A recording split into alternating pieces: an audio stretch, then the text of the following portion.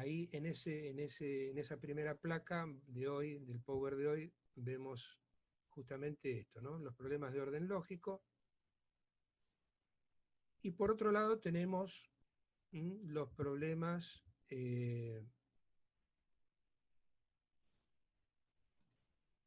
empíricos, ¿no? Que son problemas ya no de mal diseño de la norma, ¿sí? Ya son problemas de aplicación de las normas generales a casos individuales, ¿sí? Esto que habló Jorge Rossi en alguna clase de la subsunción, ¿no?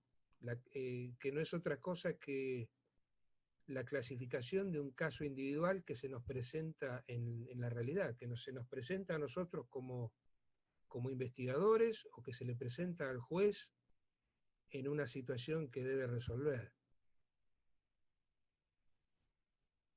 Ahí tenemos dentro de los problemas empíricos, según la propuesta de Alchurrón y Bulligin, existen problemas de tipo empírico propiamente dicho, que tienen que ver con el, el desconocimiento, ¿no?, de los hechos, ¿no?, de las propiedades definitorias, ¿no?, de un hecho. Y bueno, en líneas generales, este tipo de problemas, la solución práctica para resolver este tipo de cuestiones son las presunciones legales, ¿no? Este tipo de problemas son despejados normalmente con las presunciones legales. Después están, dentro del grupo de los problemas empíricos, los problemas empírico-conceptuales. En este caso, aquí ya lo que se desconoce es el alcance, el sentido, ¿sí?, de algunas características definitorias que se presentan en el caso individual, y eso es imposible ubicarlas en una u otra categoría, ¿sí?, en una u otra categoría de la norma, del caso general.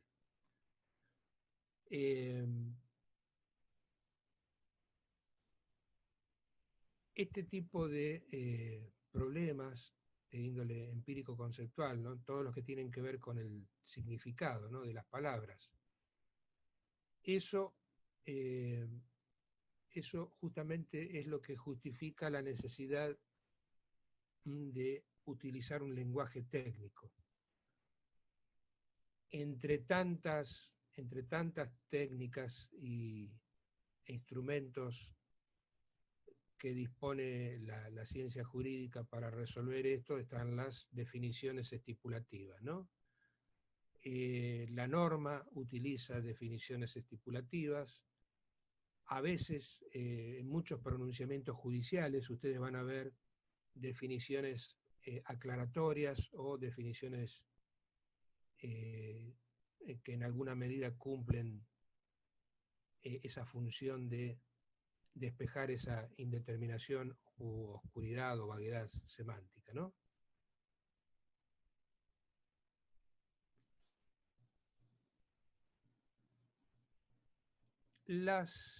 Hace un ratito hablábamos, ¿no?, Jorge hablaba de las lagunas, ¿no?, a propósito de algún trabajo algún trabajo de ustedes que quería abordar algún problema así de laguna. Bueno, lo importante cuando ustedes intentan encarar algún problema de estos, ¿no?, es también tener en cuenta esto, que las lagunas se presentan a nivel sistema, ¿sí?, pero también existen otro tipo de lagunas, ¿sí?, además de las lagunas de orden lógico, que son las lagunas que se dan a nivel de la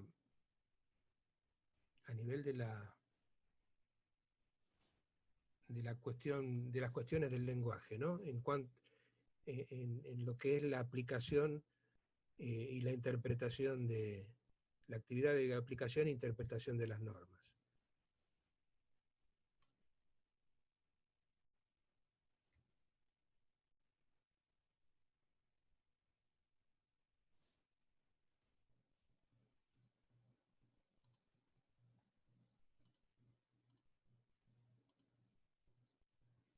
Y ahí aparecen las lagunas de conocimiento, ¿sí? Las lagunas de conocimiento y las lagunas de reconocimiento. Estos ya no son problemas de orden lógico, sino son problemas de, como les dijimos, problemas de orden empírico, ¿sí? O más bien relacionados con las dificultades propias del lenguaje, ¿no? Acuérdense eso que dijimos algún momento, ¿no? El derecho además de ser de norma, también es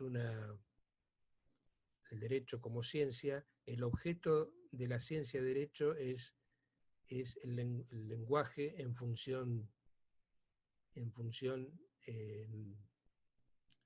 una de las tantas funciones del lenguaje, en función prescriptiva o en función descriptiva, ¿no?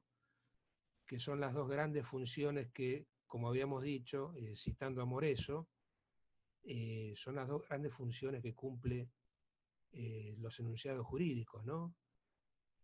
Eh, el uso del lenguaje en una forma descriptiva o, o performativa o constitutiva, y el uso del lenguaje en una forma ordenatoria, mandatoria o prescriptiva, ¿sí?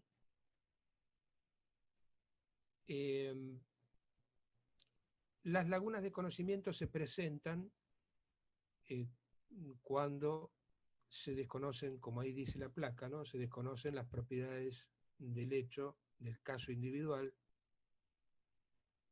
y entonces estamos en esa situación, ¿no? De desconocer si se trata de, por ejemplo, si se trata de eh, un contrato de compraventa o un contrato de donación. En el caso de las lagunas de reconocimiento, lo que está impreciso es el concepto del caso general, ¿sí? El concepto, a ver qué se entiende por compraventa, ¿sí? Por ejemplo.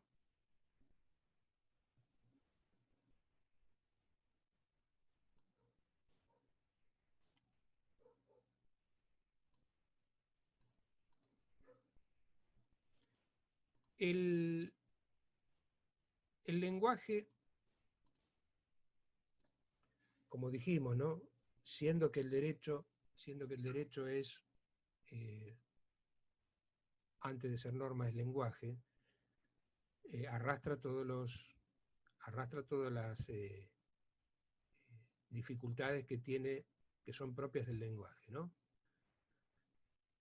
Esto genera justamente un problema en la utilización del derecho en sus funciones básicas, como herramienta de regulación de la convivencia, por un lado, y no solo eso, la dificultad no solo se traslada al derecho como herramienta, sino en la propia ciencia jurídica, ¿no? A ver, estudiar, intentar comprender eh, el, el verdadero alcance del significado de las normas, eh, cuál es su función, cómo poder identificarlas, ¿sí? Cómo acordar criterios de validez. Bueno, son todos problemas que también se generan a veces a partir de las dificultades del lenguaje. El lenguaje como un mecanismo, como un instrumento social para digamos, para tratar con la realidad, ¿no? Es el instrumento elemental que la sociedad tiene para, que los humanos tenemos para comunicarnos, ¿no? Eh, y el lenguaje lo que resume es una forma de comunicación, una comunicación que, a partir de la cual transmitimos algún significado por medio de símbolos, ¿sí? En ese proceso de la comunicación, eh, bueno, es necesario un emisor, un receptor, el mensaje, el canal, el código en el que hablemos. Eh, bueno, de todos esos elementos, el código es lo que definiría o caracterizaría al lenguaje, ¿no? A la estructura. Cada lenguaje tiene sus propias reglas de formación, eh, que tiene que ver mucho eso también con la lógica, ¿no? La sintaxis, eh, justamente que se encarga de fijar esas reglas de formación y de derivación, ¿no? Del lenguaje, tiene mucho que ver con la lógica. ¿Mm? La sintaxis es pura lógica.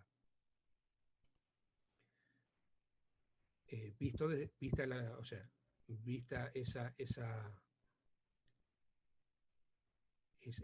reglas de construcción de una oración o de una frase, vistas desde el punto de vista de las reglas de la lógica, de las reglas del lenguaje y no desde la lógica. Pero tiene mucho que ver, se relacionan mucho. Lo que se transmite a través de la comunicación, el significado, esto que hablamos siempre, del significado, eh, no es otra cosa que la relación entre un signo y un referente. Cuando hablamos de lenguaje, hablamos de símbolos, ¿no? Porque son signos convencionales, a diferencia de los signos naturales, como podría ser el humo como signo de fuego. El lenguaje obviamente está compuesto de símbolos, ¿sí? Todo el lenguaje, ¿sí? Todo el lenguaje está compuesto de símbolos. La característica de los lenguajes naturales, ahí lo vamos a ver en esta placa. Los lenguajes, el lenguaje natural se utiliza en la comunicación ordinaria, obedece la conformación y esas mismas reglas de conformación del lenguaje obedecen a una dinámica histórica, no es algo que se cambie de un día para el otro. Esto está muy relacionado y tiene mucha actualidad, ¿no? Con la evolución del lenguaje y ciertas formas, ¿no? Que se pretenden imponer, ¿no? De usos, de determinados usos, ¿no? Bueno, esto ya lo estamos viendo, tiene mucha actualidad hoy, ¿no? Esos cambios no se producen por decreto, ni porque la Real Academia diga esto es así o esto es así. Más bien responden por la dinámica histórica, por la evolución. Obviamente el lenguaje es algo que nos viene dado, ¿m?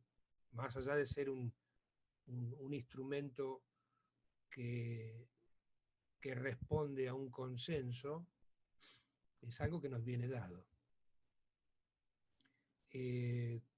Con el lenguaje natural nosotros podemos dar múltiples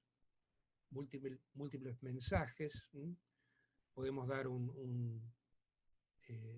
podemos hacer un uso expresivo del lenguaje, podemos hacer un uso ordenatorio, podemos hacer un uso simplemente informativo, y bueno, ahí tienen los distintos usos del lenguaje. Enunciados descriptivos, enunciados prescriptivos. Incluso ahí no finaliza la riqueza del lenguaje, ¿no? Aún además de los distintos usos que uno le puede dar al lenguaje, como vimos recién, ¿no? Esos usos se pueden dar en distintos planos, ¿sí? se pueden dar en distintos planos, ¿no? Por ejemplo, no es lo mismo decir algo con ironía que decirlo sin esa carga, ¿no? El sentido figurado, ¿no? La metáfora. ¿M? Son distintos planos de uso por ahí de de las mismas construcciones en las mismas oraciones, ¿no? Eh, en eso aún se enriquece el lenguaje y el uso del lenguaje a través de esos distintos planos de uso. En principio, el lenguaje natural no necesita mayor precisión, ¿sí? Eh, a veces, cuando uno habla de la vaguedad o de la ambigüedad de las palabras, muchas veces uno se pregunta si realmente esa vaguedad o esa ambigüedad son defectos o realmente son virtudes, ¿no? Del lenguaje. Porque a veces no es necesaria tanta precisión. En el lenguaje común no es necesaria tanta precisión. Y si eso no fuera posible, la comunicación se haría muy compleja. A veces con una mínima precisión es suficiente. Y bueno, ya sabemos que la multiplicidad de significados que pueden ofrecer distintas palabras enriquece, ¿no? Enriquece el vocabulario y enriquece el lenguaje, ¿no? La forma de comunicarnos. Esto se ve mucho, obviamente, en el uso estético, en el uso expresivo del lenguaje, ¿no? En la literatura, en la poesía. Pero bueno, el derecho no es un lenguaje expresivo, no es un lenguaje eh, que se preocupe demasiado por la estética, ¿no? Eh, tiene más una función técnica. Y esa función técnica caracteriza al lenguaje jurídico como un lenguaje técnico. Y evidentemente un lenguaje técnico necesita ya una mayor precisión que el lenguaje natural. No alcanza con restringirnos o conformarnos con el lenguaje corriente que tienen las palabras, ¿no? Inclusive esa mayor precisión hace que los lenguajes técnicos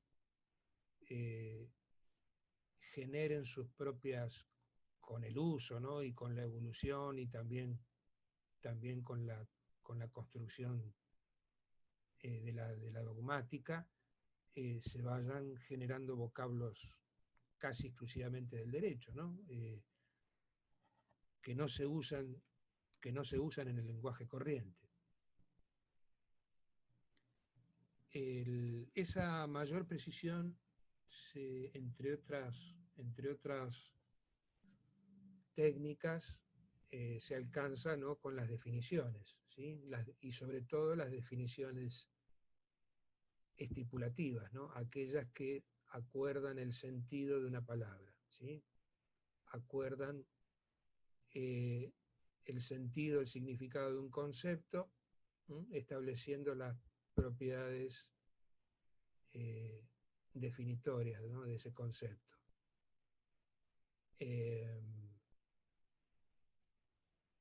Eso es propio de las ciencias, ¿sí? En algunos casos, estas definiciones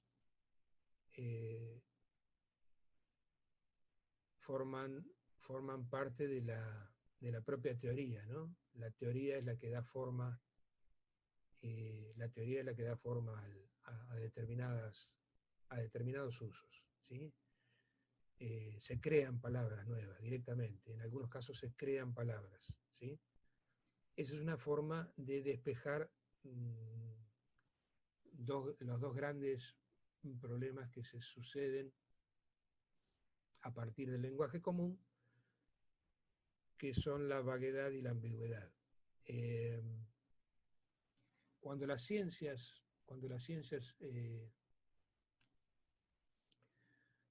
son, eh, tienen un objeto de conocimiento que es susceptible de reducirse a símbolos, en ese caso la ciencia da un paso más y además de usar un lenguaje técnico, puede llegar a reducir sus postulados y enunciados a través de fórmulas, ¿sí? Eh, Esto por ahí en el derecho no se ve mucho, tal vez en lo que es las más recientes y avanzadas formulaciones dentro de la teoría del derecho, eh, ustedes en algunos casos pueden verlo, pero no es algo de uso común y mucho menos de uso en la práctica, ¿no? En la práctica forense esto no se ve. Pero bueno, eh, el uso de símbolos, el uso de fórmulas es muy importante en general, obviamente en las ciencias formales, en las ciencias exactas, eh, y crecientemente en esto que es el análisis jurídico, ¿no?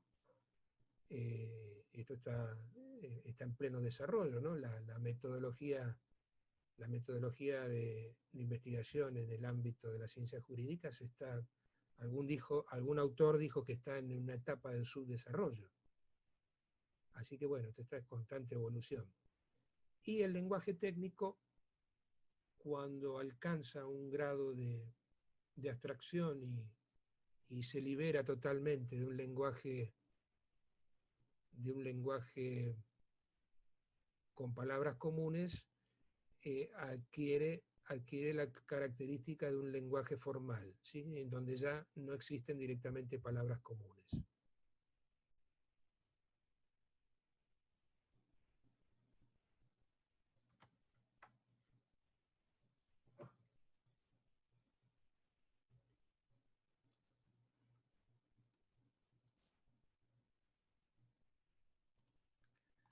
Bueno, del lenguaje técnico, eh, esto del lenguaje técnico es una cuestión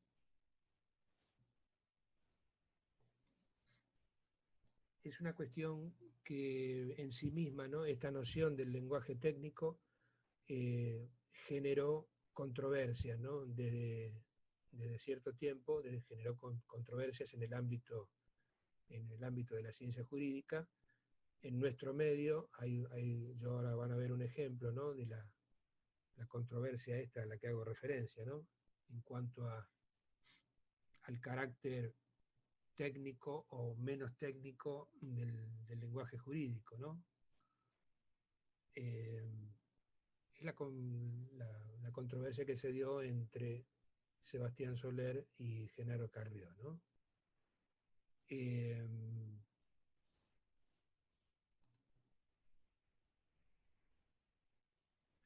que en definitiva esto de la controversia hace hacia esta cuestión de eh, poder diferenciar en el centro de esta cuestión, en el centro de este debate está la cuestión de si estamos hablando de eh, un concepto, si hablamos de los problemas del derecho en un ámbito conceptual, o si lo hacemos desde una óptica empírica, ¿no? ¿Sí? O de lo que sería el ángulo de la aplicación, ¿sí? De la aplicación de los casos, ¿sí? O de los problemas concretos. Esas son las dos, en definitiva, el trasfondo de esta controversia pasa por ahí. Soler decía que, bueno, que el derecho el derecho manejaba conceptos altamente de alta precisión técnica, y bueno, y la teoría opuesta, Genaro Carrió decía que no, que simplemente el derecho no usa un lenguaje técnico, sino palabras comunes, ¿no? Del lenguaje común.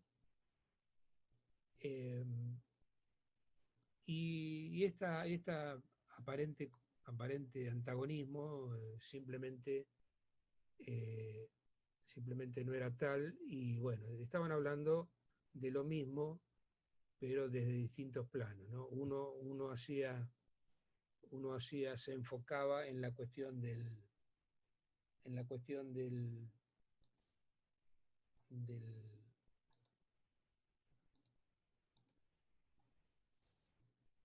del plano conceptual. Uno hablaba desde el plano conceptual y el otro hablaba desde eh, la aplicación concreta de los distintos supuestos, ¿sí? En el plano de la realidad, ¿no?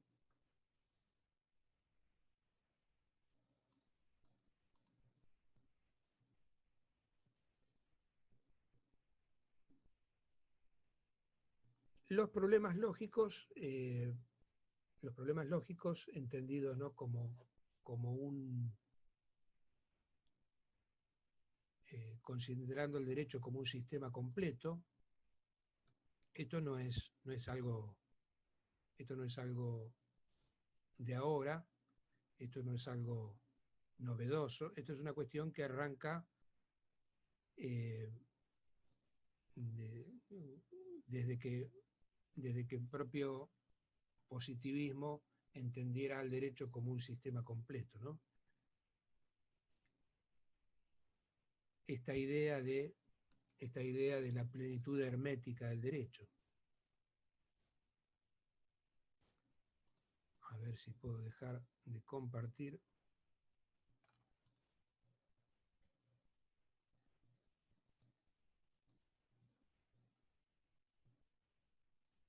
Bueno,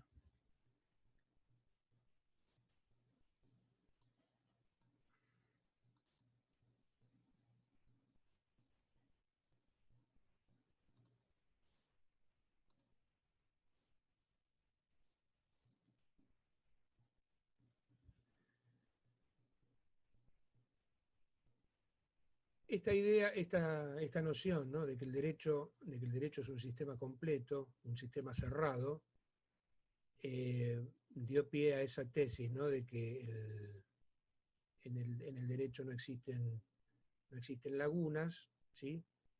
El derecho eh, es omnicomprensivo de todas las situaciones posibles, un poco en esa, en esa frase, ¿no? De que esa noción más coloquial que científica, ¿no? Todo lo que no está prohibido está permitido. Bueno, un poco apoyado en eso, eh, tuvo sustento, tuvo base esa noción, esa tesis de que existe esa plenitud hermética, eh, en donde no hay posibilidad de que existan vacíos, o puntos oscuros en la norma. Eh, y esto un poco tradicionalmente se ha concretado, ¿no? En las normas, ¿no? En el derecho positivo, ¿sí? Esta vocación de que el derecho positivo como sistema comprenda todas las situaciones posibles, eh, ha determinado que incluso existan reglas de interpretación que obliguen que en alguna medida le den un mandato al intérprete y le digan que siempre debe resolver, ¿no? Siempre debe resolver las cuestiones que se presentan, ¿no? Más allá de los problemas de interpretación. Algo así decía el artículo 16, ¿no? Del Código Civil, ¿no? Cuando daba una, cuando daba una regla de cómo debía el juez proceder ante casos de difícil interpretación o solución. Eh, algún autor ha hablado, ¿no?, de esa manía de grandeza, ¿no?, de la jurisprudencia de querer resolver todas las cuestiones que se presenten. Eso desde un punto de vista de la noción de sistema, en cuanto a los problemas que puedan presentarse como problemas de orden lógico, ¿no? Supuestamente todos contemplados. Los problemas no solo se puede presentar, como ya dijimos, en ese nivel, sino también en todo lo que tiene que ver con la atribución de significados a las palabras que utiliza la norma. Y ahí entramos bueno, en ese campo que nos habla Bulligan y el Churrón, en ese campo de los problemas empíricos que se presentan, ¿sí? Y ahí surgen las lagunas, como ya vimos, ¿no? Las lagunas de conocimiento y las lagunas de reconocimiento. Es un elemento más para tener en cuenta, ¿sí? Son situaciones que uno tiene que saber que se pueden presentar a la hora uno de poder intentar, uno como investigador, intentar identificar algún problema de este tipo. Ahora vamos a ver algunos ejemplos de esto que les estoy hablando, ¿no?, de problemas de atribución de significado.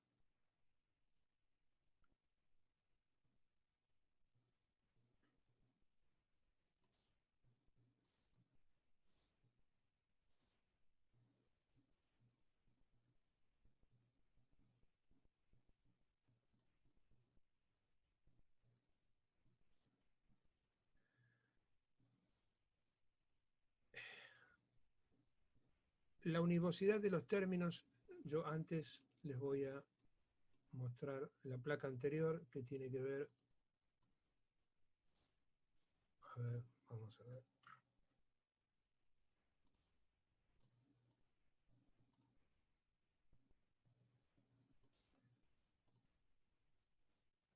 Esta es una definición que yo tomé de un autor, ¿no?, de un autor, autores conocidos, ¿no?, en el ámbito de la metodología, ¿no?, Diaz-Heller, ¿no? Ahí hay una definición que ellos hacen a propósito del lenguaje, ¿no? Ellos dicen que el lenguaje compartido hace factible la intersubjetividad, ¿sí?, como característica de la ciencia. La univocidad de los términos y las reglas para construcción de las proposiciones con sentido posibilitan la comprensión uniforme de los enunciados científicos. Justamente, de eso se trata, de que haya una comprensión, de que todos en la comunidad científica hablemos de lo mismo. La delimitación semántica de los términos, y en especial los términos teóricos, depende de las teorías vigentes, ¿sí? La delimitación semántica.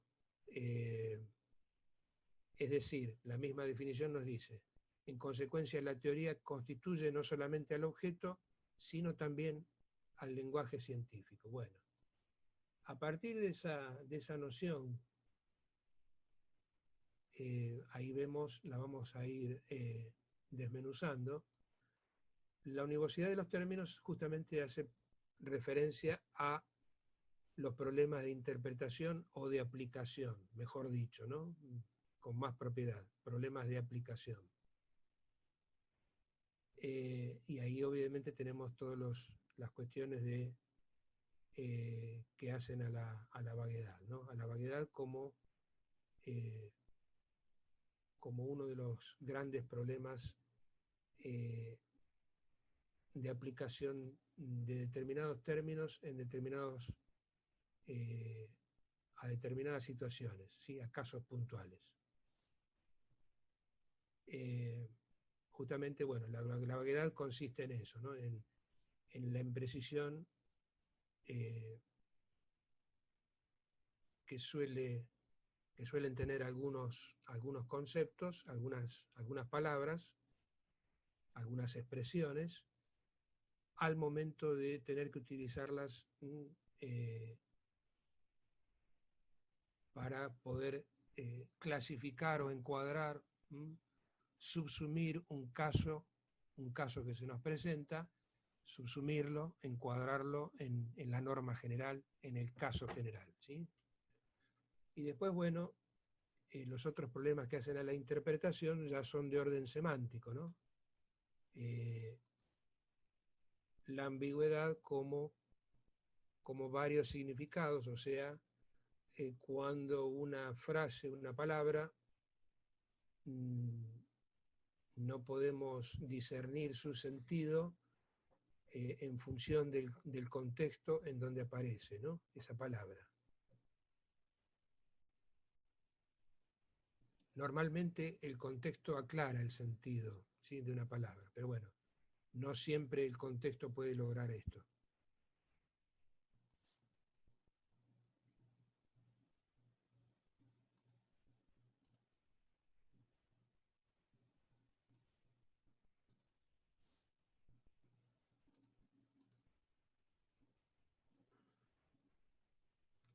A ver, yo no sé si estoy compartiendo la pantalla o se ve. No se ve nada, ¿no?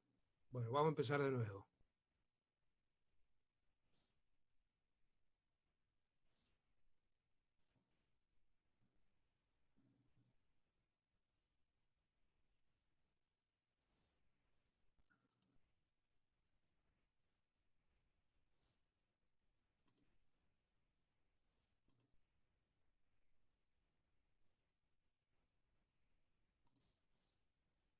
Ahí se ve.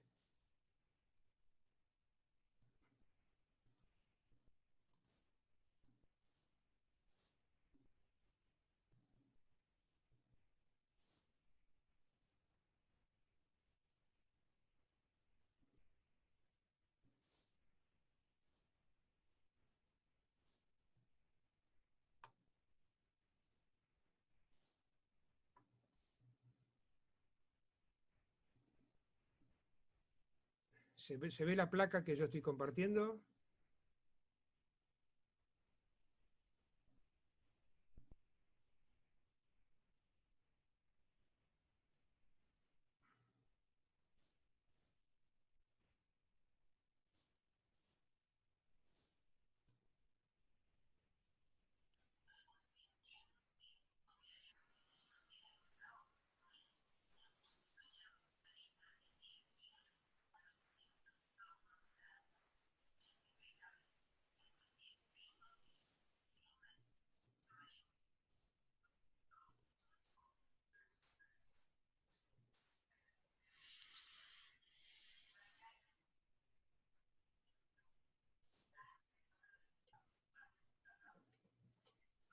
Alejandro, Sí, sí, no, Jorge. lo que no se ve, es Ajá. decir, lo único que se ve es lo que está en letras blancas, la univocidad de los términos. Ah, Lo sí, sí, otro no, porque... se distingue, tal Sí, vez no, si no. podés con el No, no, no, cursor. no, porque eso está hecho así a propósito, sí. Ah, bueno, Era para que se vea eso, sí. era para Sí, no. engañar a la gente. Bueno, me Claro, voy no. entonces, chao, hasta luego. En la placa anterior se ve toda completa la definición y en esta placa no. Se ve nada más que eso. Ah, bueno, yo creí que no se veía nada.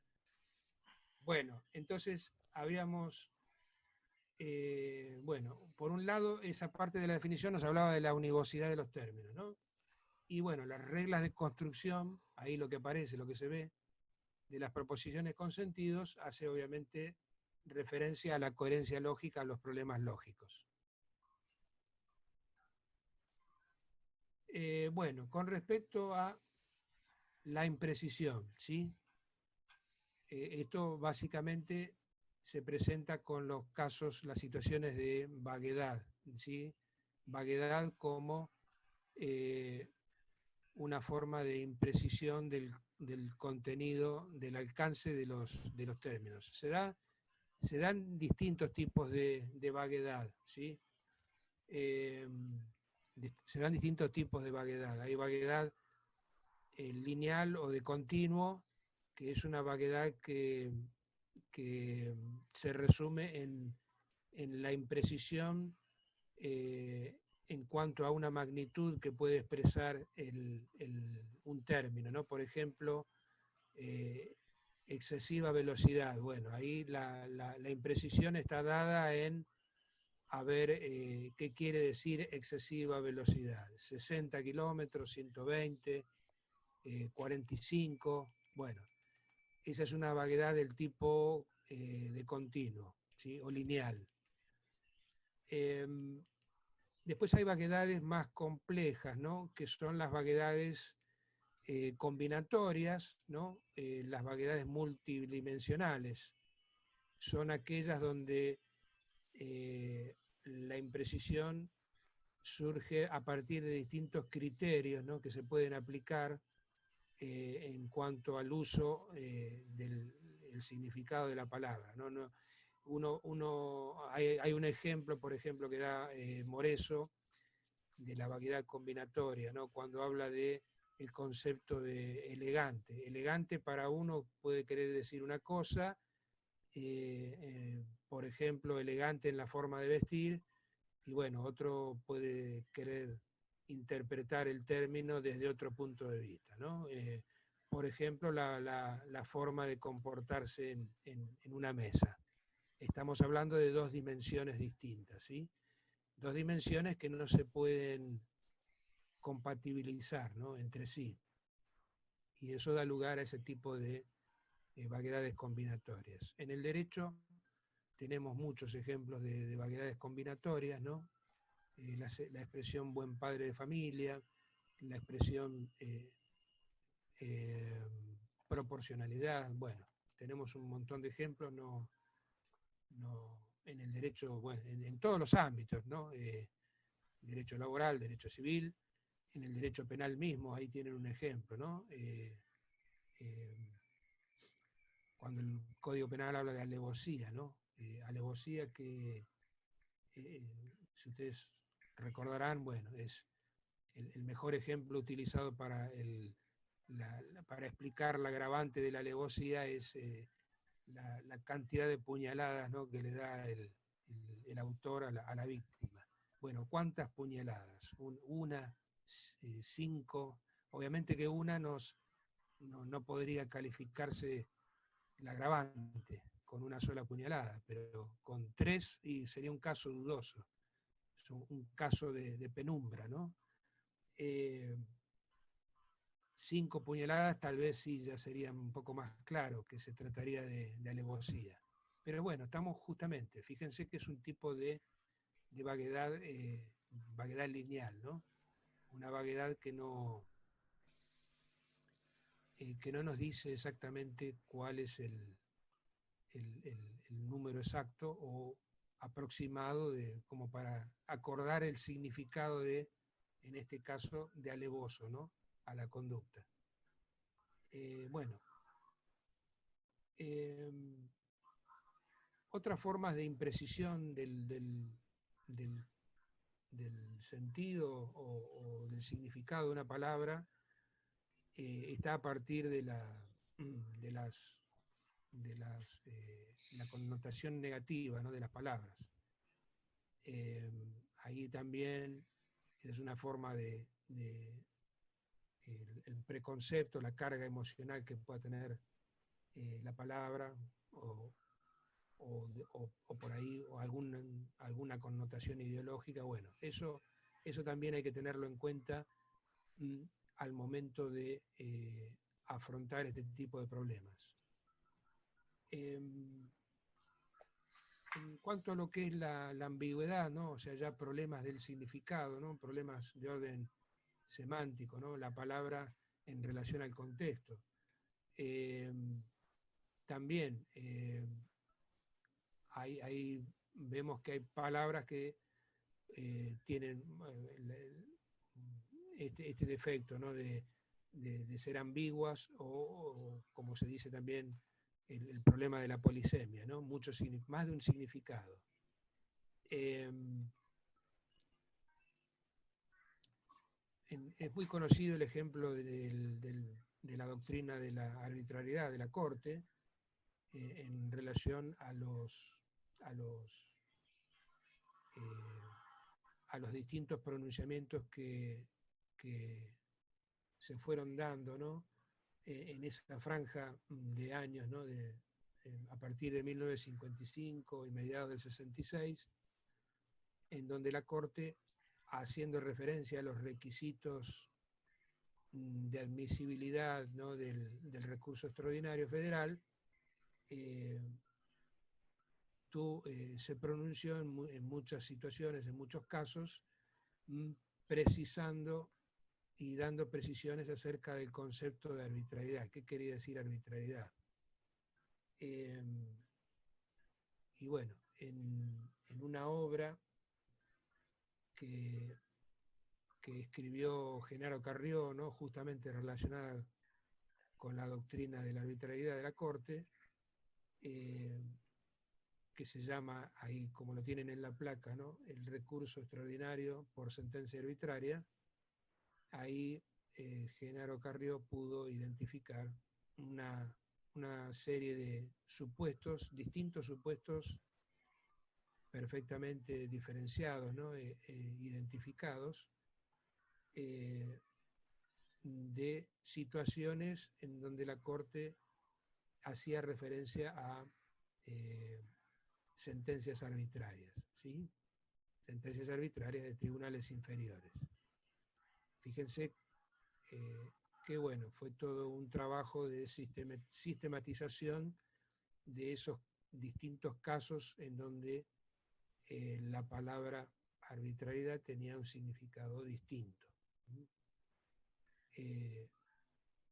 Es un muy buen ejemplo de una investigación que arranca y que se desarrolla totalmente a partir de un problema del lenguaje, ¿no? Y concretamente de este uso de esta palabra, que no es una palabra estrictamente técnica. La palabra arbitrariedad es una palabra de uso corriente, de uso vulgar.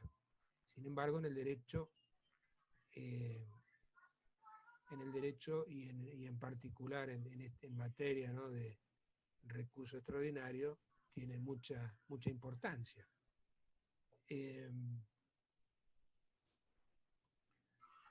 Ahí, bueno, ahí en la placa, si llegan a ver la placa, vemos el artículo 448 bis del Código Procesal Penal, que regula, de la provincia de Buenos Aires, que regula el juicio por jurados, ¿no? Bueno, ahí en ese artículo ustedes van a ver que ya el legislador, ahí se puede ver más resaltado, ¿no? El legislador estipula el alcance del concepto de arbitrariedad. Ya lo restringe a ese concepto, a ese supuesto. La arbitrariedad de la decisión que rechace medidas de prueba, de modo que se hubiera cercenado el derecho a la defensa. Bueno, ahí ese es uno de los tantos supuestos que identificó Genaro Carrió, el rechazo de medidas de prueba. Carrió, entre ese, además de ese supuesto, identificó otros, como por ejemplo la apreciación selectiva de la prueba, en desmedro de otras, como otro supuesto, ¿no? Como otro supuesto distinto de una sentencia arbitraria.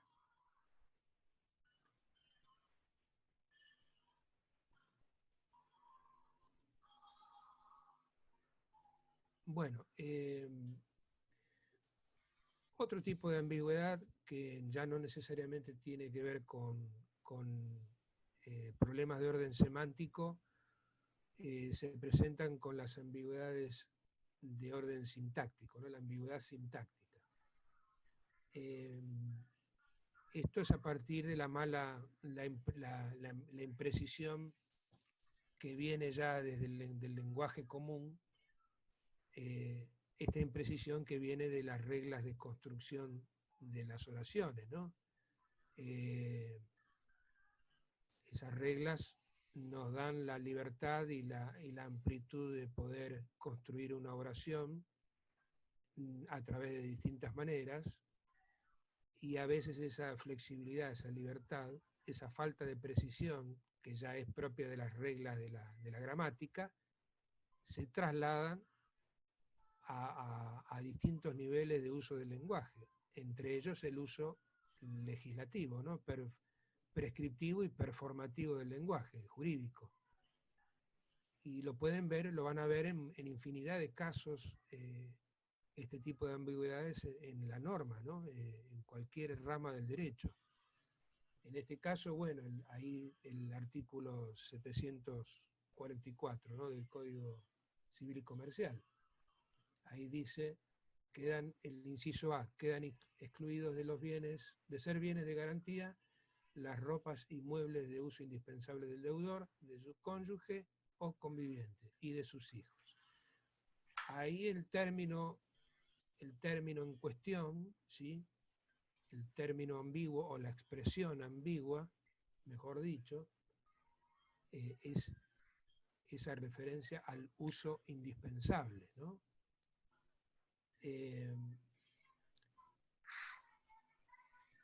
Ese uso indispensable, como ahí dice la pregunta, ¿no? ¿A qué se refiere? ¿Es un requisito que tiene que estar, que tiene que calificar a los muebles,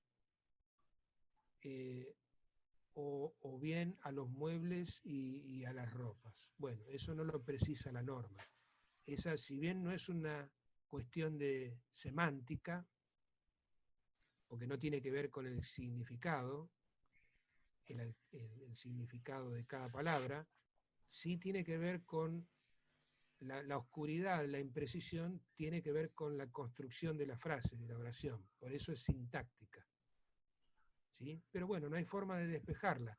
La única manera de despejar ese tipo de errores es, por parte del legislador, es tener más recaudos y más precisión a la hora de escribir, de establecer la norma, ¿no? Y redactarla de otra manera. Otro ejemplo, ¿no?, que les traigo es el artículo 44, ¿no? Otro ejemplo de ambigüedad sintáctica. El artículo 44 del Código Penal. Esta ambigüedad se da en el primer párrafo, ¿no?, de la norma. La pena que correspondería a la gente si hubiere consumado el delito se disminuirá de 1/3 a la mitad. Bueno, esto el que hace penal lo conocerá bien, ¿no? Los grandes problemas que trae interpretar, a ver cómo se aplica esto, ¿no? Se reduce el mínimo, la mitad, o sea, en la escala penal, ¿el mínimo es el que se reduce a la mitad o se reduce a 1/3? ¿Cómo resolvemos eso? Bueno, hay un montón de pronunciamientos, ¿no? Hay por lo menos 3 grandes corrientes, ¿no?, de cómo interpretar esto. El plenario AC, me parece, de La Plata, dice que